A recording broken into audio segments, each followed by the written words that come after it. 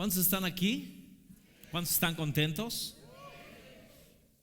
Vamos a orar por la palabra de esta mañana. Dile a tu vecino: el pastor te va a remontar a su época. Hoy vamos a tocar y ojalá puedas enfocarte en esto. Híjole, dijo dos palabras importantes que voy a estar tocando de manera constante en este mensaje: generaciones gigantes. Ojalá lo puedas anotar y ojalá me puedas captar todo lo que traigo. Traigo muchas cosas en la cabeza, espero no desviarme, pero ojalá puedas recibir lo que Dios tiene en esta mañana. Y quiero que oremos en esta hora. Padre Celestial, queremos darte gracias porque estamos prestos a oír tu palabra. Señor, yo quiero pedirte en esta mañana que nos puedas hablar al corazón, Señor, que nos puedas transformar a través de tu palabra, Señor. Tú a veces nos haces desafíos, a veces nos confrontas, a veces nos animas, pero creo que este es un tiempo donde tú nos quieres abrir el entendimiento, Señor, en algunas áreas de lo que quieres hablar a nuestros corazones. Yo bendigo a cada uno de los que estamos aquí, los que nos están viendo en transmisión, Señor, y gracias por lo que vas a hablar en el nombre de Jesús. Amén. Bien. El título de este mensaje es una pregunta y es: ¿me vas a creer? Le puede decir a la persona que tiene a su lado: ¿me vas a creer? No sé qué le recuerde esta, o si alguna vez la llegó a usar esta frase. Yo la recuerdo cuando era niño en dos ocasiones muy en particular. Yo me acuerdo con mi papá, él trabajaba en aviación, 35 años en Aeroméxico, y yo me acuerdo cuando mi papá nos decía: tengo que ir a Nueva York porque tengo que ir a ver unos aviones y no sé qué, y siempre nos decía: ¿qué quieres que te traiga? Y yo me acuerdo 1974. Por eso me voy a remontar a mí no me da pena decir que voy a cumplir 57 años. Yo sé que me veo más chavo, ¿no? Pero bueno. Y yo me acuerdo que mi papá nos dijo: ¿qué van a querer que les traiga? Yo tenía 8 años. Y yo le dije: papá, quiero que me traigas, en aquel tiempo, los que son de mi rodada, modelo 66 por ahí, había un mono que se llamaba el hombre nuclear. Y ahorita le van a poner la imagen. Este mono, Steve Austin era el personaje en la televisión y bueno, este mono lo habían sacado en México y había de verdad fue un boom. Y yo le dije a mi papá: necesito que me lo traigas de los Estados Unidos. Y no es que yo menosprecie, pero ustedes saben la calidad de los productos a veces. Y yo me acuerdo, y no sé cuántos se acuerdan, que tenía como una telita y era el hombre biónico, ¿no? El hombre biónico. Y obviamente cuando me lo trajo, pues yo les presumía a mis amigos, ¿no? Y mira, y es el gabacho y esto. Pero yo me acuerdo que cuando yo le dije a papá: quiero que me traigas el hombre biónico. Pero estuve así varios días antes de que se fuera. Y llegó un momento donde mi papá se hartó, yo creo, de mí y me dijo: ¿me vas a creer que te lo voy a traer? ¿Me vas a creer? O sea, ya lo agarré en sus 5, ¿no? Y en otra ocasión lo recuerdo también de niño, cuando se hacían los equipos de cascarita de fútbol, de béisbol, y también yo era de los pequeños, y los capitanes pues eran los buenazos, eran los más grandes. Y ya cuando se iba a hacer los equipos, yo me acercaba a uno al mejor, ¿no? Y le decía: escógeme. Y ya me decía: sí, te voy a escoger. Y volvía a insistirle y le jalaba, ¿no? Escógeme. ¿Y qué cree que me decía? ¿Me vas a creer que te voy a escoger o no? O sea, casi lo mismo. Y ahorita lo va a entender al final del mensaje por qué esta pregunta. ¿Me está siguiendo? Ahora, yo le acabo de decir que vamos a hablar de generaciones, vamos a hablar de cosas que hemos pasado, que hemos vivido. Aquí tal vez habemos 3 generaciones. ¿Qué es una generación? Una generación es toda la gente que nace, que vive más o menos en el mismo tiempo, en la misma época. Eso es una generación. Bíblicamente, una generación son 40 años. Pero, hablando humanamente, hablando en la sociedad, y yo le voy a dar solamente este dato y quiero que usted se ubique. Por ejemplo, ahorita en la actualidad existen 7 generaciones y solamente se las menciono rápido para que usted vea en dónde está ubicado. Por ejemplo, en los años en 1900 a 1914 fue la generación interbellum, los que nacieron en esa época. La generación grandiosa, no sé por qué se le llamó así, que nacieron en 1915 a 1925. Tal vez muchos, la tercera generación fue la generación silenciosa, que nacieron de 1926 a 1945. Mi padre a modo personal nació en 1928, nació en esta generación. Cuarta generación son los baby boomers, que nacieron en 1946 a 1960. ¿Habrá alguno de esta generación? Amén. La generación X, esos son, ahí entro yo, son los que nacimos de 1961 a 1981. Yo nací en el 66, o sea, entro ahí en medio. La generación de los millennials o la generación la mayoría son nuestros hijos. Son los que nacieron de 1982 al 2001. La generación Z son los que nacieron del 2001 a la fecha. Y no sé si existe otra generación últimamente, pero bueno, escúcheme bien. Los que nacimos en la generación de 1961 a 1981. A ver, levánteme la mano. No somos bastantes, miren. 45. Gloria a Dios. Mire, y ahorita vamos a entrar en esa parte de la nostalgia. ¿Cuántos se acuerdan de los juegos que jugábamos en aquel tiempo? ¿No? Mire, por ejemplo, ¿cuántos se acuerdan, los hombres, cuántos se acuerdan del burro tamalado? No, ese hasta se rompían los brazos. O sea, era ponerse uno tras otro, ¿verdad? No sé si me puedan ir poniendo las imágenes, pero era ponerse uno tras otro y brincaba uno brincaba el que llegara más hasta donde estaba el poste, ¿no? ¿Y de qué se trataba? Que tú tumbaras a ese equipo, ¿no? ¿No? ¿Cuántos se acuerdan de las canicas? Las llantas, las bombochas, las agüitas. ¿Se acuerdan cuando estaban las canicas? Se les decía cascadas. Cascadas significa que ya estaban descarapeladas, ¿no? ¿Se acuerdan? Pinto mi tirito. Y bueno, el trompo, cuando tú le pegabas a otro y se partía a la mitad, ¿no? El tacón, el avión. Bueno, mire, la avalancha, la patineta, los patines. Mire, yo me acuerdo de los patines y también es otra historia. Yo me acuerdo de los patines, los de fierro. ¿Se acuerda? Había unos patines que agarraban aquí unas orejitas, ¿no? Pero fácilmente se te salían y tenías que ir otra vez a la banqueta, desamarrarte y volvértelos a poner. Y yo me acuerdo que a mi papá le dije: no, necesito que me traigas los efectivos, papá. Los azules, esos yo los tuve. Nada más que Vero me los tiró. ¿Qué tiempos? ¿Qué tiempos aquellos? ¿No?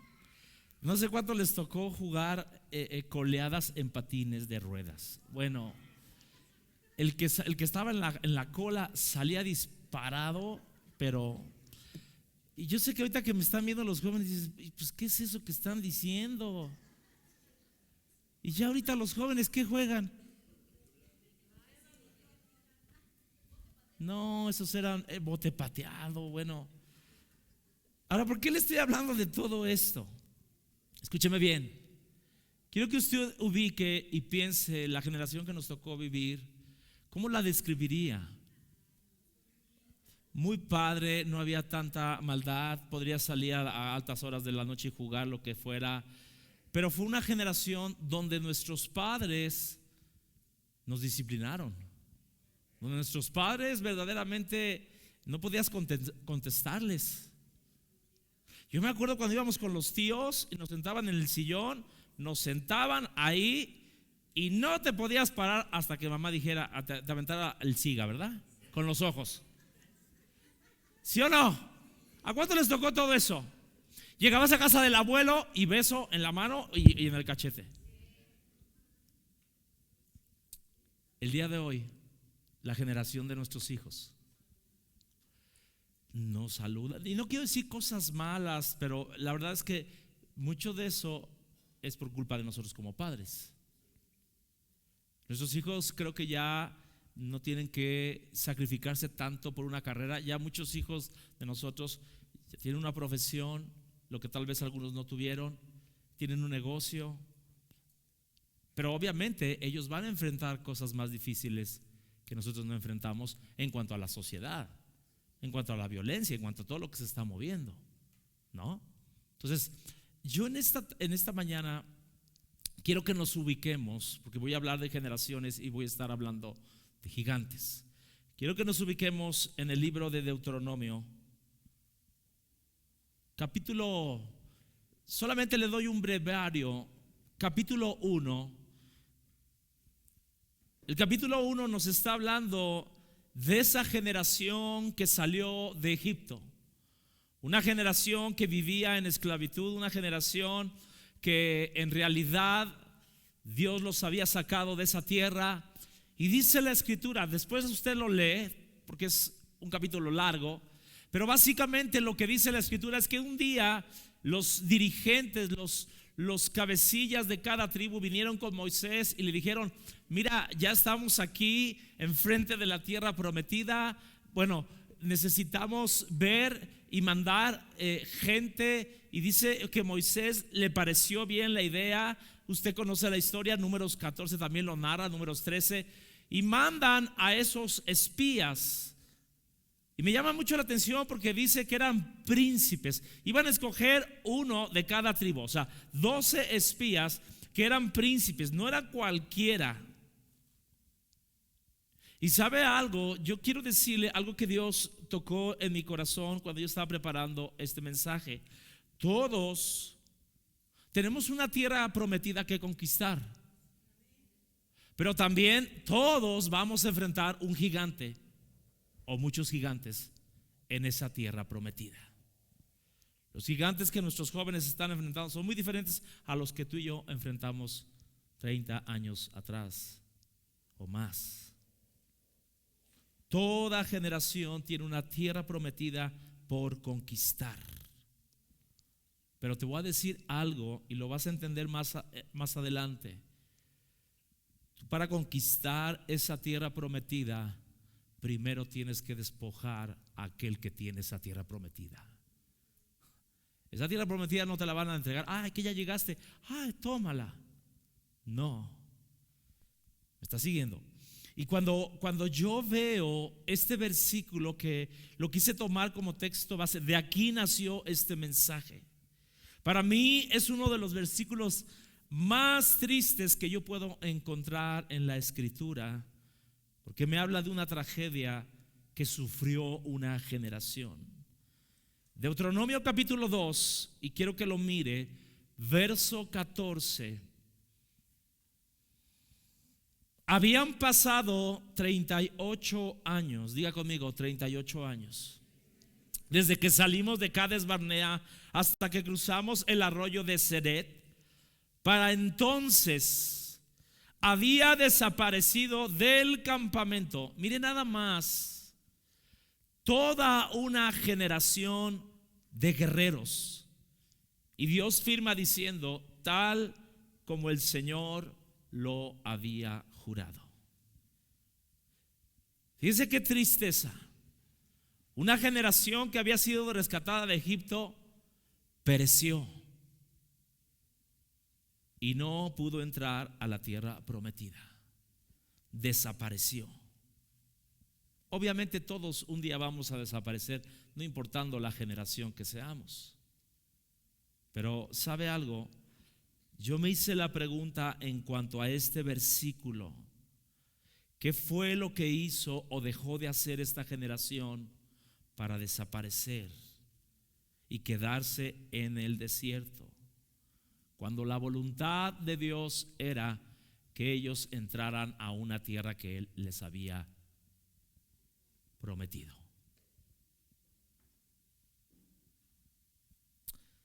Y yo puedo ver a través de la Biblia que el pueblo de Israel cometió muchos errores, pero una de las cosas más, y esa es la enseñanza que hoy el Señor nos quiere dar, una de las cosas por la cual esta generación desapareció en el desierto, número uno, es porque hubo ingratitud en el corazón del pueblo de Israel.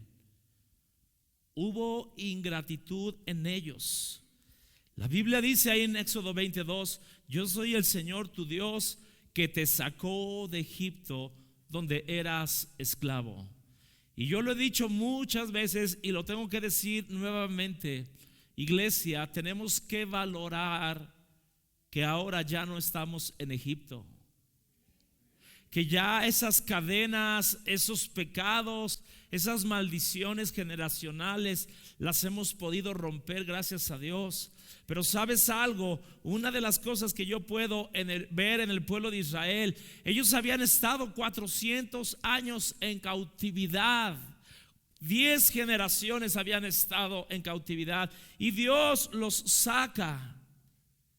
Y tú y yo tenemos que tener mucho cuidado con la ingratitud en nuestro corazón, porque la ingratitud es la actitud de no estar consciente, de no reconocer lo que Dios ha hecho en mí. ¿Sabes algo? A veces como cristianos tenemos que resetearnos y poder mirar a dónde Dios nos ha puesto. Yo no sé cuántos en generaciones pasadas han visto el pasado de 3 o 4 generaciones atrás.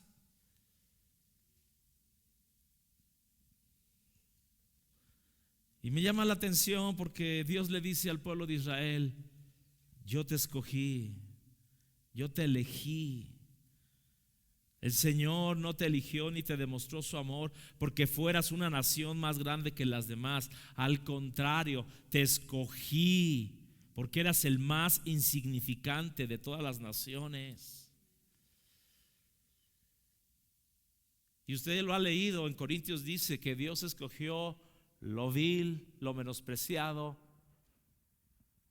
lo débil. Y ahí estamos tú y yo. Lo necio. Y sabes algo, al pueblo de Israel se le había olvidado que eran los más pequeños, los más insignificantes. Y yo en esta mañana quiero que tú y yo hagamos una parada en nuestros corazones y que podamos mirar qué tan agradecidos hemos sido con Dios. Y ahorita vas a ver un término que a mí me sacudió cuando Dios habla del pueblo de Israel: una generación perversa, una generación que no creyó, una generación que hablaron mal de Dios. No tenían una pizca de optimismo el pueblo de Israel. Se quejaban de la comida, se quejaban del clima, se quejaban de todo, de todo, de todo. Y sabes algo, cuando yo veo el contraste, y tú lo sabes, ¿por qué razón Caleb y Josué entraron a la tierra prometida? Fueron los únicos 2 que entraron de toda esa generación que salió de Israel, de Egipto. Porque la Biblia dice que ellos sirvieron fielmente a Dios y tenían un espíritu completamente diferente. Y sabes algo, Dios hablaba a mi corazón que la gratitud nace de tener un buen espíritu hacia Él. No nace en la carne, no nace en las emociones, nace en tu espíritu. Tenían un espíritu diferente. Y de verdad, algo que yo quiero dejarte en lo práctico, hablando de la ingratitud, cambiándolo a la gratitud, sería bueno que tú y yo, tal vez en los próximos días, en las próximas horas, 24 horas, pudiéramos hacer una lista de las cosas que Dios ha hecho en nuestras vidas. Que tú y yo pudiéramos hacer una lista, tal vez el día de hoy que te levantaste, Señor, gracias por un nuevo amanecer, por un nuevo día. Tal vez muchos lo hicimos. Cuando encendiste la luz de tu recámara, gracias porque tengo luz eléctrica. Gracias por el alimento que pude, gracias por el agua caliente que tuve, Señor, para bañarme, por la ropa que traigo el día de hoy, la loción que me pude poner, por la pasta de dientes, el jabón. Yo creo que sería una buena práctica. Por el carro que tienes, por los hijos, por la esposa, por todo lo que Dios nos ha dado. Y sabes algo, el pueblo de Israel no entendió. De hecho, la Biblia, fíjate lo que dice en Romanos 1:21, a pesar de haber conocido a Dios. Fíjense bien, gente que conocía a Dios, gente que había tenido una relación con Dios, dice ahí, no le glorificaron como a Dios, ni le dieron gracias. Y ahí viene la misma razón por la cual no le dieron gracias. Dice, se extraviaron en sus inútiles razonamientos. Lo que tú y yo pensamos hace que tú y yo no agradezcamos lo que Dios ha hecho. Y dice, se les oscureció su insensato corazón. Cada vez que tú y yo entramos en un estado de no agradecimiento a Dios, es porque hay algo que está oscureciendo mi corazón. Hay algo que yo estoy pensando. Estoy teniendo ideas necias, estoy teniendo una mente oscura.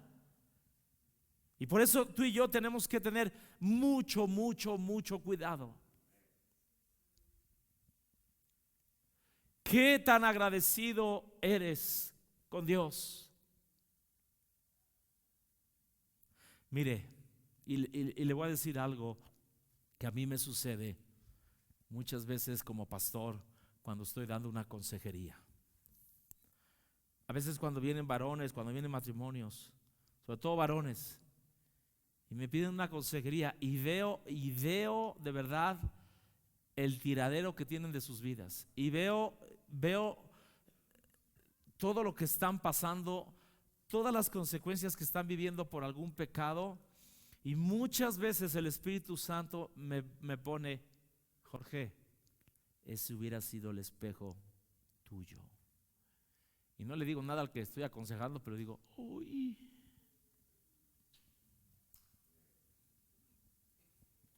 Por eso tú y yo tenemos que mirar. La ingratitud fue el primer problema del pueblo de Israel. La segunda cosa fue la incredulidad. La incredulidad. Dice la Biblia, Deuteronomio 1:32, a pesar de eso, ninguno de ustedes, fíjense bien, le está hablando a esa generación que salió de Egipto, ninguno de ustedes confió en el Señor su Dios.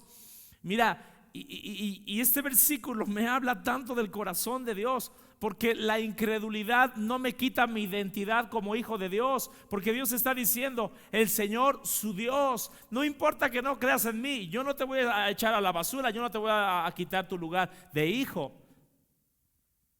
Pero dice ahí que ninguno creyó, ninguno confió.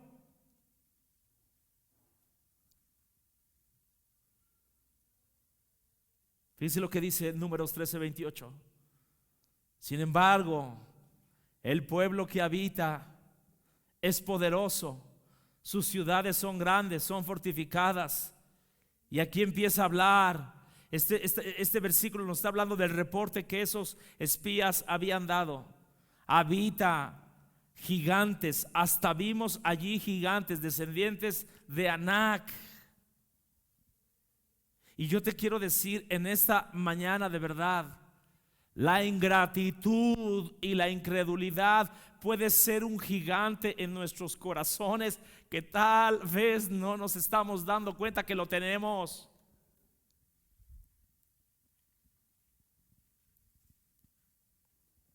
Todos enfrentamos diferentes tipos de gigantes. Y sabes algo, cuando hablo de la incredulidad, ¿cuál es lo contrario a la incredulidad? La fe en Dios. La fe en Dios. Y cuando tú miras en el libro de los Hebreos, capítulo 11, que es el salón de la fama, ¿verdad? Es la lista de esos hombres y mujeres que no importando su contexto, no importando su pecado, no importando sus errores, Dios los incrustó ahí porque tuvieron fe, pero tuvieron que enfrentar gigantes. Y la lista es enorme, ¿no? Por ejemplo, Abel tuvo que enfrentar el gigante de la codicia. ¿Por qué? Porque él dio el mejor becerro, le dio lo mejor a Dios. Lo contrario a Caín. Enoc enfrentó el gigante de la rebeldía, de la desobediencia, del mundo. Porque dice la escritura que él dio testimonio de agradar a Dios y caminó con Dios y Dios se lo llevó. Noé enfrentó un gigante que se llamaba la incredulidad. Noé por 100 años construyendo el arca le creyó a Dios de que iba a llover y de que lo iba a rescatar. Abraham y Sara. Abraham, tú sabes, en la Biblia le decían el casi muerto. Así lo dice Hebreos. Casi muerto. Enfrentó ese gigante de la debilidad. Sara, su esposa, dice que recibió fuerzas para concebir. Fuera de tiempo, fuera de la edad, 90 años. Moisés enfrentó el gigante de la comodidad. ¿Por qué? Porque dice la escritura que rehusó ser llamado hijo de Faraón y escogió ser maltratado. Todos estamos enfrentando un gigante. Ahora, y aquí viene lo más triste. El pueblo de Israel no le creyó a Dios. El pueblo de Israel no fue agradecido con Dios. ¿Qué trajo estas dos cosas? Y es lo más triste. Trajo una generación huérfana. Una generación huérfana. Todos aquellos que habían salido de Egipto perecieron en el desierto, excepto Josué y Caleb. Y yo te voy a decir algo, papá. Cuando tú y yo somos ingratos, cuando tú y yo somos incrédulos, dejaremos a nuestros hijos huérfanos. Tal vez no en lo natural, pero sí en lo espiritual. Fíjense lo que dice la Biblia. Números 14:29 dice: todos caerán muertos en el desierto, ya que se quejaron contra mí, y cada uno de los registrados, fíjese, ponga mucha atención, de los de 20 años para arriba van a morir.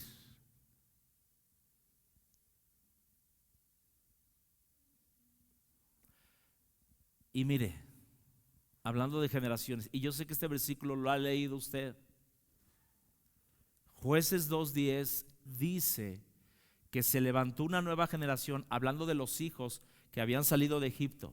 Se levantó una nueva generación, dice la escritura, tenía dos características: no conocían a Dios y no conocían las obras que Dios había hecho.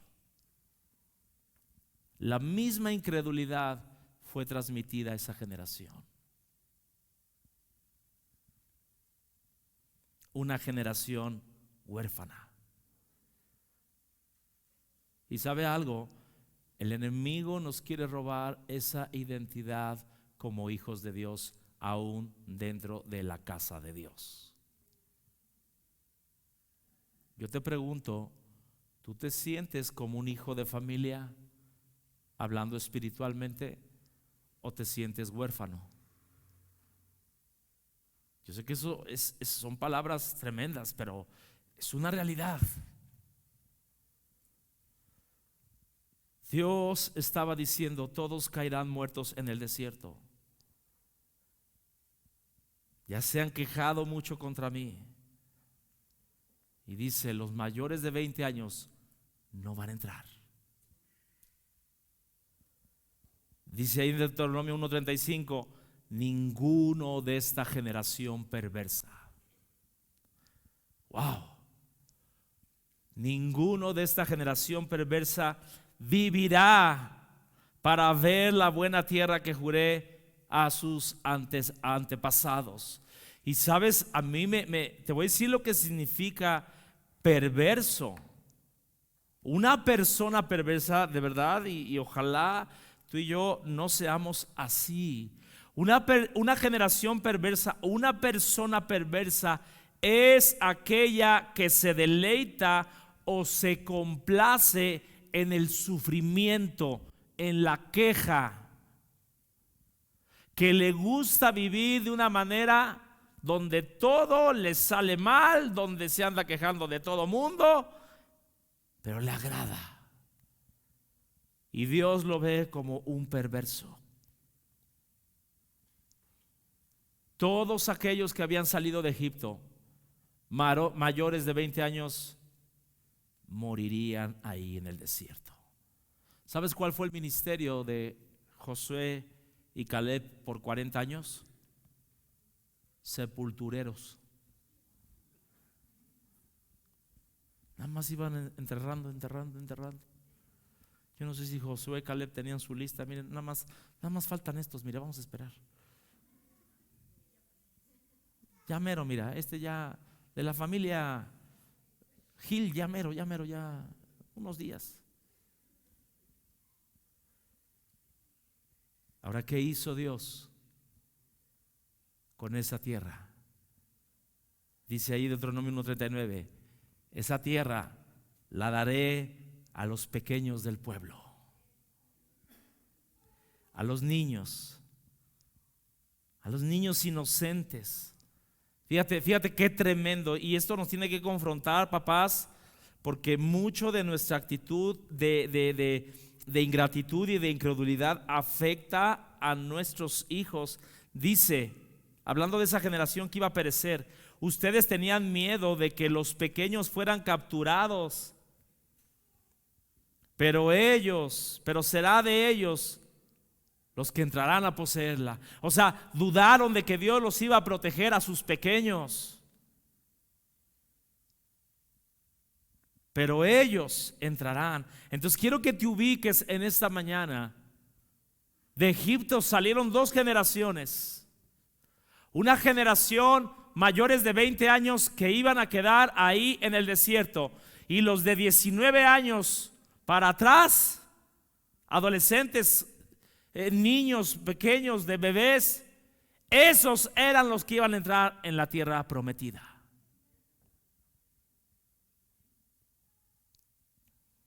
¿Me está siguiendo? Ahora, escúcheme bien. Quiero que se traslade 40 años. Ahí dice 38 años en el versículo que leíamos. Pero quiero que se traslade cuando ya iban a entrar a esa tierra prometida.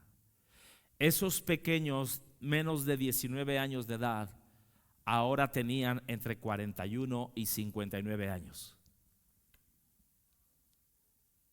Y aquí es donde yo de verdad quiero que tú veas lo que Dios quiere enseñarnos.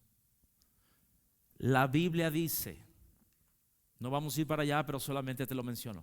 La Biblia dice que cuando estaban enfrente de esa tierra prometida, Moisés, Números capítulo 26, Moisés hace un censo. Y dice: necesito saber cuánta gente tenemos, necesito saber a qué tribu le voy a dar esta tierra, a qué tribu esta. Y empezaron a hacer un censo. Pero aquí viene algo que tocó mi corazón. Esos pequeños, menores de 19 años, ahora ya están entre los 41 y 59 años. Y la Biblia dice, y esto yo lo compartí el año pasado, el Día de las Madres, de estas 5 mujeres, 5 hermanas que llegaron con Moisés a pedirle un pedazo de tierra.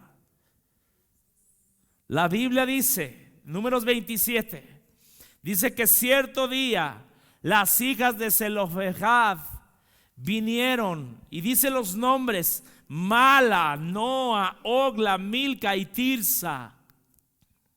Se presentaron ante Moisés. Y mira, quiero que veas la última parte de este versículo, porque es muy importante. Eran de la tribu del hijo de Manasés, o sea, era de la tribu de Manasés. Estas 5 hermanas vinieron con una petición, vinieron con Moisés y le dijeron: no es justo que nosotros, por ser mujeres, no tengamos el derecho a tener una tierra.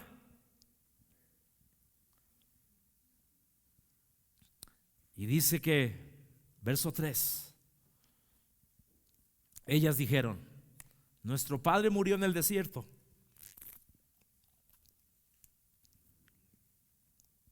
y dice ahí, pero no por estar entre los seguidores de Coré, que se rebelaron contra el Señor. Eso está en Números 16. Escuche, dice ahí: sino que murió mi padre por causa de ¿qué? De su pecado. Y yo pensaría, ¿cuál era el pecado de Zelofehad? La misma incredulidad de los demás, por eso quedó en el desierto. No lo dice ahí, pero dice ahí: y no tuvo hijos varones. Y mira, me llama la atención de estas 5 mujeres que le dicen: no es justo. Ya las estoy escuchando, estas mujeres. No es justo, nosotros no pedimos ser mujeres, pero sin embargo no nos van a dar una tierra. Escucha, estas mujeres rompieron el esquema, rompieron las leyes. En aquel tiempo solamente se le daba la tierra a los hombres. Y dice la escritura que Moisés las escuchó y dice: déjame consultarlo con Dios y yo les voy a dar una respuesta. ¿Sabes qué Dios le dijo? Ellas tienen derecho. Léalo después en casa. Ellas tienen derecho. Su petición, y así lo dice la escritura, su petición es legítima. Ahora, escúchame bien lo que te voy a decir. Te voy a dar una perla de precio. ¿Por qué Dios avaló? ¿Por qué Dios dio el siga de que ellas les dieran un pedazo de tierra? Porque ellas estaban pidiendo una tierra que todavía no tenía nadie. Wow. Ellas se fueron hasta la cocina y dijeron: mi querido Moy, ¿sabes qué? Yo sé que vas a empezar a repartir la tierra, que hay que sacar a los enemigos, pero ¿sabes qué? Nosotros queremos una tierra. Y la Biblia dice, y termina el libro de Números, me parece el capítulo 37, no sé. La Biblia dice que estas mujeres se tuvieron que casar con parientes de la misma tribu de Manasés, con primos, hermanos, para que no les quitaran la tierra. Pero yo te digo algo, ayúdame Elliot. Yo te digo algo, escúchame bien. Estas mujeres rompieron todo aquello que estaba establecido. Estas mujeres se atrevieron a hacer lo que nadie se había atrevido a hacer. Ahora, a mí me encanta, ¿no? Y ¿sabes cuál es el gigante que estas 5 hermanas tuvieron que enfrentar? Tuvieron que enfrentar el gigante del despojo. Tuvieron que enfrentar el gigante del rechazo, el gigante de la discriminación, el gigante de la debilidad. Ellas dijeron: no es justo.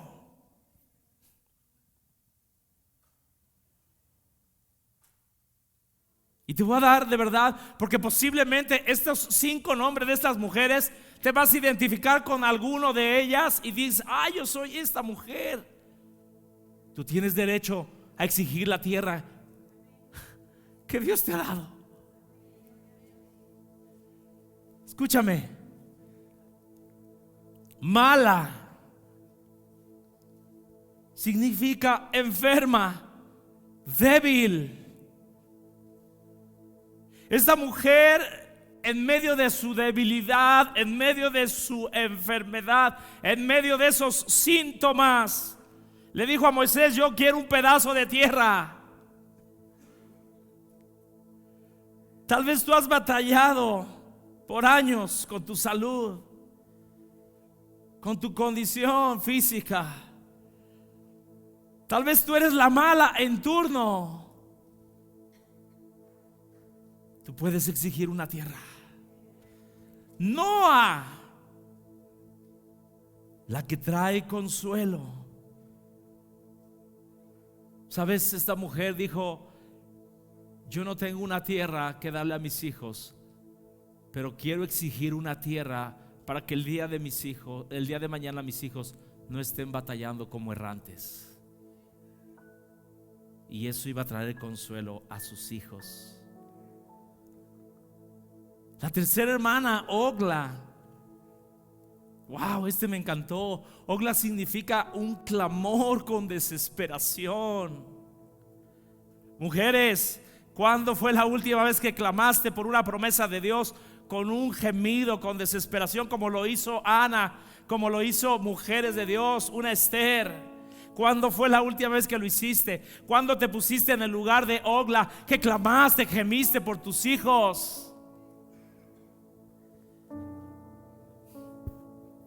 Yo creo que esta mujer dijo: yo no tengo nada, voy a clamar, voy a exigir.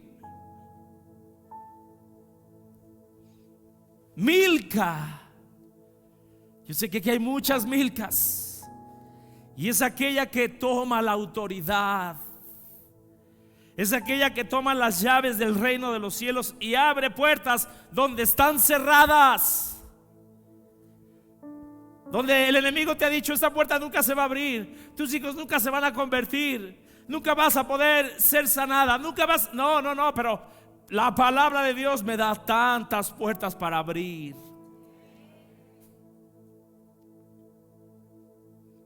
Ejerce la autoridad en contra de ese gigante. Y el último nombre de estas 5 hermanas, Tirsa. Ella es mi deleite. Mujer que estás aquí, si tú has sido el deleite de Dios, tú tienes derecho a una tierra. Si tú te has deleitado en su presencia y has clamado y has arrodillado tu vida y has estado en su presencia, Dios dice en el Salmo 37: deleítate a sí mismo en el Señor y Él. Tú eres candidata. Tu petición es legítima. No sé de estas 5 mujeres con cuál te identificas, pero ¿sabes algo? Hay una tierra que tienes que poseer. Yo sé que algún varón está diciendo: ¿y qué de nosotros, pastor? Pues puras mujeres. Ahí les va la buena noticia, varones. Ahí les va la buena noticia. Estas hermanas eran de la tribu de Manasés. Y si usted ve la Biblia, había una tribu, o sea, dentro de la misma tribu de Manasés había media tribu que les dieron la tierra donde estaban los gigantes.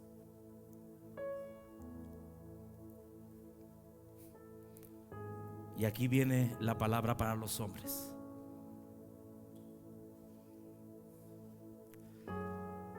Fíjese lo que dice. Escúcheme bien.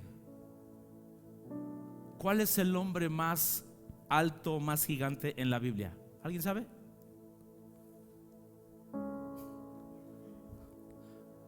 Goliat, ¿no? Goliat medía 3 metros. Ya más o menos. El rey Og. El rey Og, fíjese lo que dice la escritura. Era rey de Basán. Y dice la Biblia, fíjese, fue el último sobreviviente de los gigantes.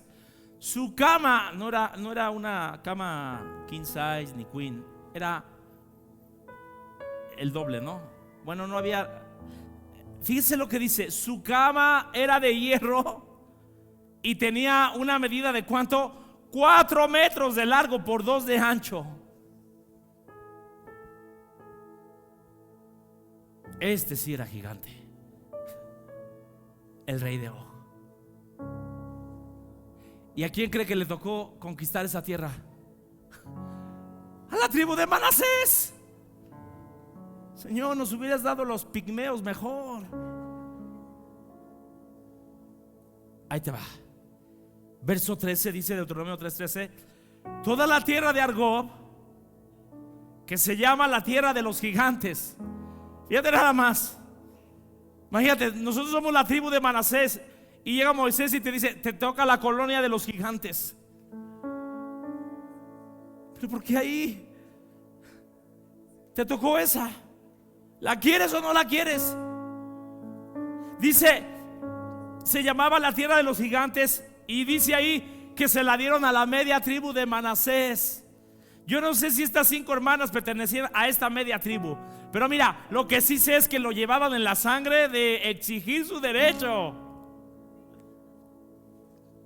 Y aquí viene la buena noticia para los hombres. Wow. Wow. Yair,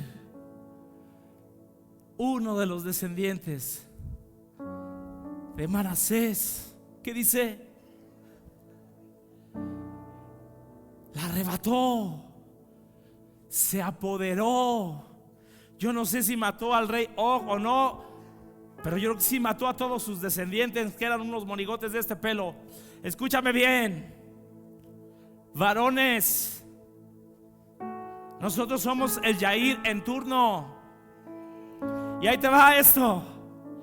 Quiero que te lleves esto. Si te vas a llevar algo de la predicación, llévate esto. ¿Sabes qué significa Yair? Yair significa el iluminado de Dios. Significa el que recibe la revelación de Dios. Tuvo que venir el Espíritu Santo a la vida de Yair y decirle: Yair, tú puedes poseer esa tierra. Al igual cuando David vio a Goliat,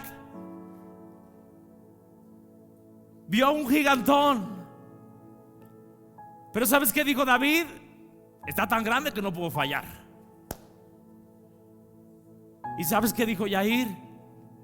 Yo creo que Dios me puede dar esa tierra.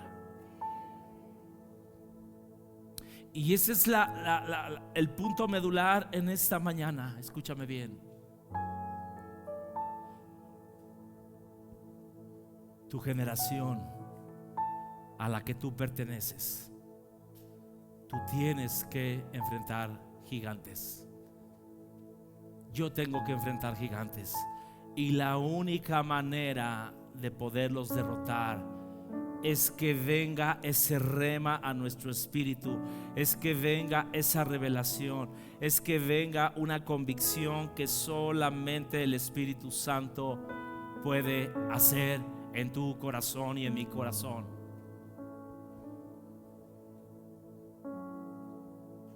Préstame mucha atención. Yo me hice la pregunta, y si me pueden poner el versículo donde iniciamos. ¿por qué razón esta generación desapareció en el desierto? ¿Por qué no se levantó un Yair en medio de ellos? ¿Por qué no se levantó una Tirsa, una Jola, y todas las mujeres que acabo de mencionar? ¿Por qué no se levantó? Fíjate, esta generación que había desaparecido en el desierto, ¿cómo Dios la llamó? Quiero que me lo digas. ¿Cómo la llamó? No, ¿cómo dice ahí? ¿Generación de qué? ¿Generación de qué? De guerreros. Yo me pregunto en esta mañana, ¿se vieron así ellos?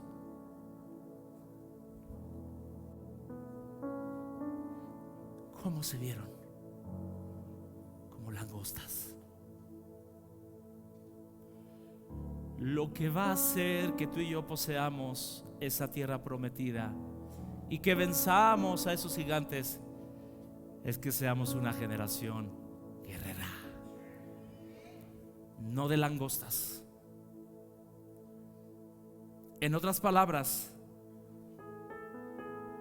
todo el tiempo desde que ellos salieron de Egipto, Dios los vio como guerreros, pero ellos nunca se pudieron ver así. Y todavía usted lo ha leído, ¿qué dice la Biblia? Nosotros somos langostas. Y al parecer de ellos, o sea, ¿qué les fueron a preguntar también? ¿Se acuerda que dice la Biblia? Entonces yo en esta mañana, escúchame bien, quiero hacerte unas preguntas. Bueno, ¿cómo Dios los veía? Como guerreros. ¿Cómo se veían ellos? Langostas. ¿Cómo Dios te ve en esta mañana? Iglesia, ¿cómo Dios te ve? El problema no es cómo Él me ve, el problema es cómo yo me veo.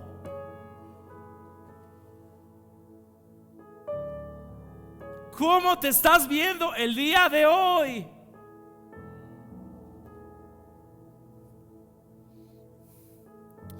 Dios está buscando a las malas, a las Noas, a las Ogla, a las Milcas, a las Tirsas y a los Yairs. Dios está buscando esa generación.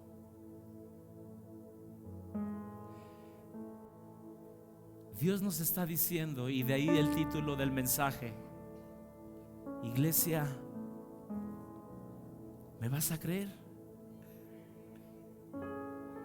¿Me vas a creer que puedo derrotar esos gigantes en tu vida? ¿Me vas a creer que no te quiero dejar en medio del desierto ahí? ¿Me vas a creer que yo voy a estar contigo? ¿Me vas a creer que yo te he hecho una generación de guerreros?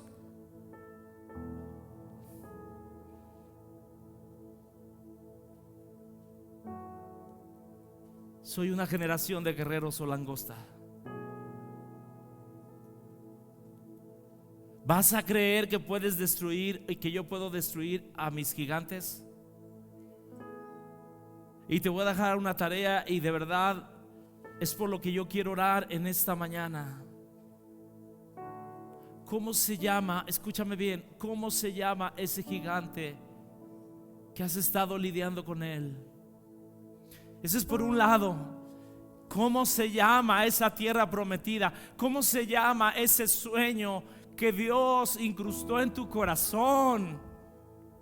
¿Cómo se llama ese sueño que Dios puso un día en tu corazón? Así como lo hizo con José.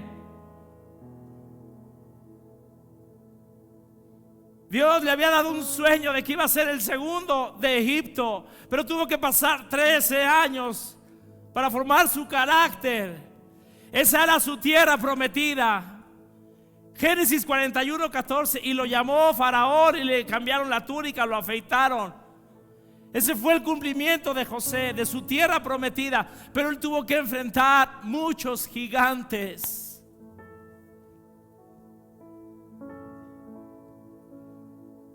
Tal vez sea el gigante de la incredulidad. Tal vez sea el gigante del pecado,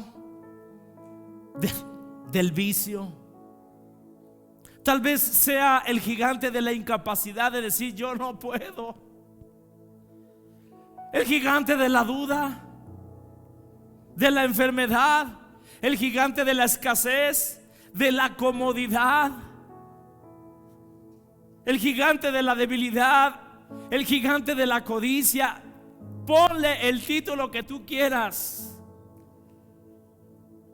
Tú y yo no vamos a poder entrar a esa tierra si no nos vemos como Dios nos ve.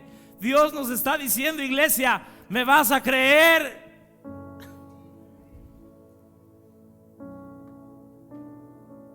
Quiero que cierres tus ojos ahí en tu lugar. Yo quiero orar.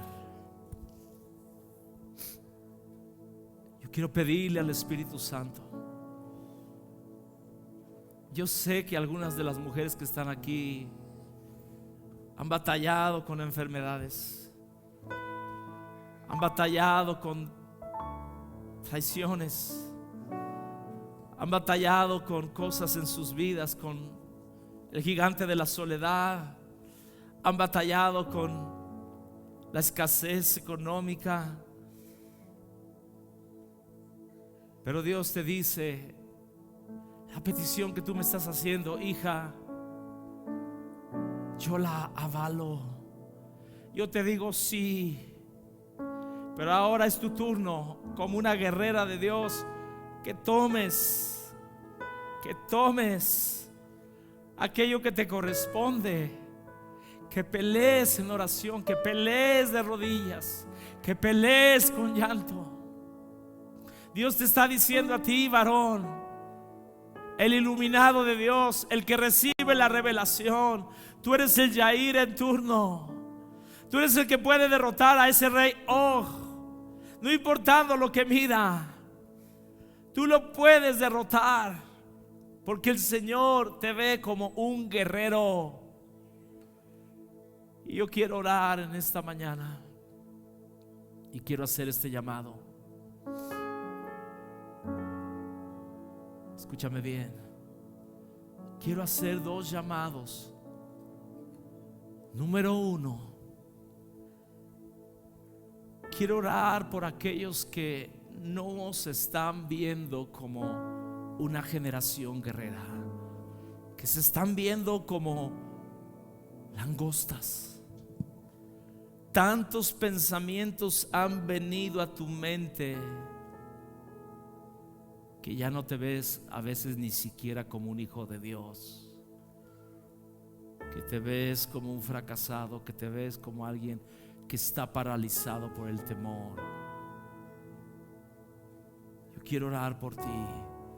Si ese es tu caso, quiero que te pongas en pie, que vengas aquí al frente. Número dos, quiero orar por aquellos que están enfrentando un gigante de 4 metros, un gigante que está armado hasta los dientes, que es diestro para sus armas, que sientes que te va a destruir. Yo quiero orar por ti. Si estás enfrentando un gigante, quiero que pases aquí enfrente y quiero orar por ti. En el nombre de Jesús. Me has librado de la muerte, me has dado nueva vida,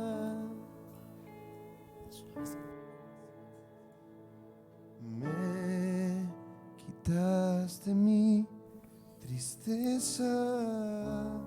No te resistas. Me ceñiste de alegría. Yo quiero declarar en esta mañana que Dios va a poner una nueva identidad, que Dios te va a devolver ese sentido de guerrero, ese sentido de querer poseer